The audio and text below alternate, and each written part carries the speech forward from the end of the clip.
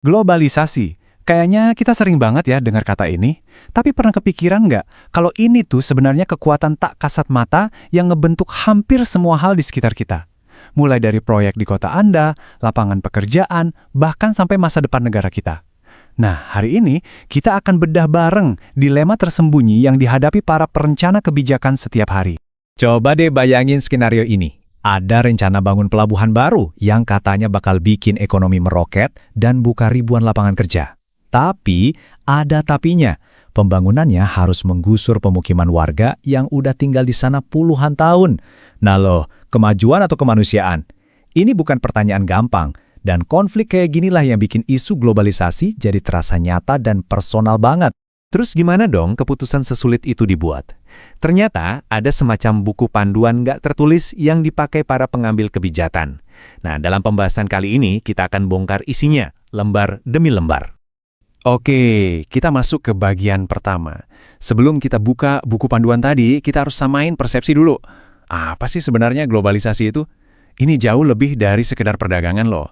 Ini tentang sebuah sistem ketergantungan yang rumit banget. Dan analisis kita hari ini dipandu oleh kerangka kebijakan publik yang keren dari Adiata Planning. Ini ngebantu kita banget buat dapat peta yang jelas untuk memahami cara kerja sistem global ini. Nah, ini dia kata kuncinya, interdependensi. Artinya kita semua sebagai negara dan individu semakin saling bergantung. Gini deh contoh gampangnya, krisis chip semikonduktor di Taiwan. Kok bisa bikin harga mobil di Indonesia jadi naik? Itulah interdependensi. Apa yang terjadi di ujung dunia sana, dampaknya bisa langsung kita rasain di sini. Dan coba lihat deh jangkauannya di slide ini. Luas banget. Ini bukan cuma soal ekonomi, tapi juga menyangkut aturan keamanan siber global, standar teknologi di HP Anda, bahkan sampai perjanjian iklim yang nentuin kebijakan energi negara kita. Semuanya nyambung. Oke, sekarang kita masuk ke bagian kedua. Disinilah letak dilemanya. Globalisasi itu menciptakan 5 tarik ulur besar, 5 pilihan sulit yang pasti dihadapi setiap pembuat kebijakan. Tensi yang pertama, negara lawan pasar. Siapa sih yang seharusnya megang setir ekonomi? Apa pemerintah yang harus ngatur semuanya? Atau kita lepas saja ke pasar bebas biar efisien? Wah, ini sih perdebatan ideologis yang klasik banget.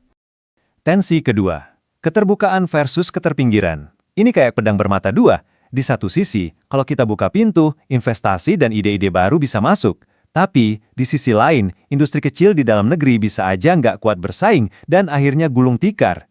Terus gimana dong caranya dapat manfaatnya tanpa ngorbanin yang lemah? Nah, ini juga poin yang krusial banget. Ekonomi yang tumbuh besar bukan berarti semua orang otomatis jadi sejahtera. Pertanyaannya, kue ekonomi yang makin besar ini apakah dibagi rata buat semua atau cuma dinikmati segelintir orang aja? Tensi keempat. Ikut aturan global atau pentingin urusan dalam negeri dulu. Contohnya, apa kita harus ikut perjanjian iklim internasional atau fokus dulu kebutuhan energi kita sendiri? Ini tarik ulur terus-menerus antara jadi warga dunia yang baik dan ngurusin dapur sendiri. Dan yang terakhir, soal ketidakseimbangan kekuatan. Seringnya negara-negara majulah yang bikin aturan main. Nah, negara berkembang kayak Indonesia harus pinter-pinter cari strategi supaya nggak cuma jadi penonton. Atau lebih parah, jadi korban di permainan global ini. Oke, kita masuk ke bagian ketiga. Kita udah paham nih dilema-dilemanya. Sekarang pertanyaannya, gimana sebuah negara merespons? Mari kita lihat pilihan strategi yang ada di buku panduan mereka. Jadi, pada dasarnya, sebuah negara itu punya 3 pilihan utama. Pertama, patuh. Ya udah, ikutin aja semua aturan main global. Kedua, bermain dengan aturan. Ikutin aturannya, tapi sambil cari-cari celah buat keuntungan sendiri. Atau yang ketiga, memisahkan diri. Langkah ekstrim keluar dari sistem, yang risikonya tinggi banget. Indonesia. Nah, ini contoh sempurna dari strategi bermain dengan aturan.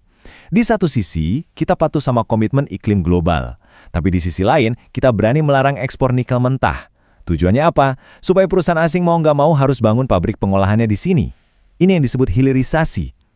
Walaupun kita digugat di Organisasi Perdagangan Dunia atau WTO, ini adalah langkah cerdik demi keuntungan jangka panjang nasional. Bagian 4, peralatan untuk perencana. Sekarang kita tarik nih semua konsep tingkat tinggi tadi ke meja kerja seorang perencana. Gimana caranya strategi besar negara itu diterjemahkan jadi aksi nyata di lapangan? Nah, ini dia toolkitnya. Ini udah bukan teori lagi, tapi daftar kerja yang praktis.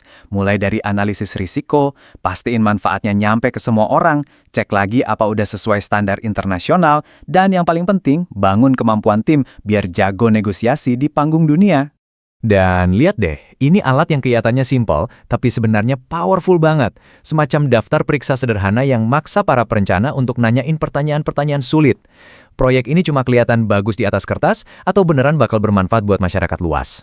Oke, bagian terakhir. Jadi, apa sih kesimpulan dari semua ini? Ternyata, menavigasi globalisasi itu bukan soal menang atau kalah, tapi soal menguasai seni keseimbangan, sebuah tata kelola yang cerdas dan bisa beradaptasi. Jadi kuncinya ada di sini, di keseimbangan yang pas banget. Seperti yang dibilang di kutipan ini, intinya adalah jadi cerdik. Ambil untung dari pasar global tanpa mengorbankan keadilan sosial dan patuhi aturan main internasional sambil terus cari ruang untuk kepentingan nasional. Nah, sebagai penutup, saya mau ajak Anda merenung sebentar. Coba deh perhatiin lingkungan sekitar Anda. Tekanan global apa sih yang paling kerasa? Dan dari yang udah kita bahas, kira-kira strategi mana ya yang lagi dimainin sama pemerintah di daerah Anda? Jawabannya bisa jadi mengejutkan. Teruslah bertanya dan jangan pernah berhenti penasaran.